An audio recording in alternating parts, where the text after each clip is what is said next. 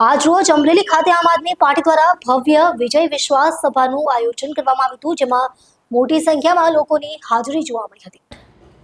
આમ આદમી પાર્ટીના રાષ્ટ્રીય સંયોજક તથા દિલ્હીના પૂર્વ મુખ્યમંત્રી અરવિંદ કેજરીવાલ, પંજાબના મુખ્યમંત્રી ભાગવંત મન સહિત પાર્ટીના રાષ્ટ્રીય અને પ્રદેશ સ્તરના અગ્રણીઓ ઉપસ્થિત હતા। સભામાં ગુજરાત પ્રદેશ પ્રભારી ગોપાલ રાય, સહપ્રભારી દુર્ગેશ પાઠક, ગુલાબસિંહ યાદવ, પ્રદેશ પ્રમુખ ઈસુદાન ગઢવી, વિસાવદરના ધારાસભ્ય ગોપાલ ઇટાલિયા, પ્રદેશ સંગઠન મહામંત્રી મનોજ સોરઠિયા, ધારાસભ્ય Sudhir Vaghani, national joint secretary Rajubhai Solanki, પ્રદેશ યુવા પ્રમુખ બ્રિજરાજ સોલંકી, સૌરાષ્ટ્ર જન પ્રમુખ રાજુભાઈ બોરખતરિયા, વિદ્યાર્થી નેતા યુવરાજસિંહ જાડેજા, લોકસભા ઇન્ચાર્જ કાંતિભાઈ સતાસિયા, જિલ્લા પ્રમુખ નિકુંજ સાવલિયા સહિત મોટી સંખ્યામાં પદાધિકારીઓ અને કાર્યકર્તાઓ હાજર હતા।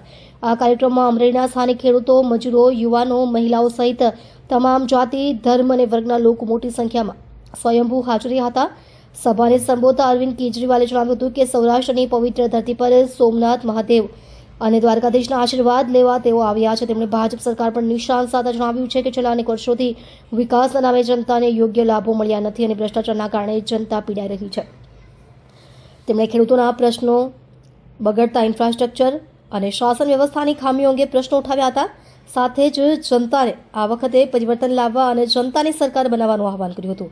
આગળ તેમણે જણાવ્યું કે આમ આદમી પાર્ટી કોઈ સામાન્ય રાજકીય પાર્ટી નથી, પરંતુ એક આંદોલન છે જે સામાન્ય લોકો માટે કામ કરે છે। પંજાબમાં દિલ્હી સરકારનું ઉદાહરણ આપતા તેમણે જણાવ્યું કે સામાન્ય પરિવારના લોકો આજે નેતૃત્વ કરી રહ્યા છે અને આવું જ પરિવર્તન ગુજરાતમાં પણ શક્ય છે। આ ભવ્ય સભા દ્વારા આમ આદમી પાર્ટીએ અમરેલી જિલ્લામાં પોતાની મજબૂત હાજરી દર્શાવી હતી અને આવનારા સમયમાં જનહિતના મુદ્દાઓ સાથે આગળ વધવાની પ્રતિબદ્ધતા વ્યક્ત કરી હતી। રિપોર્ટર અનિલ વાળા, લીલિયા।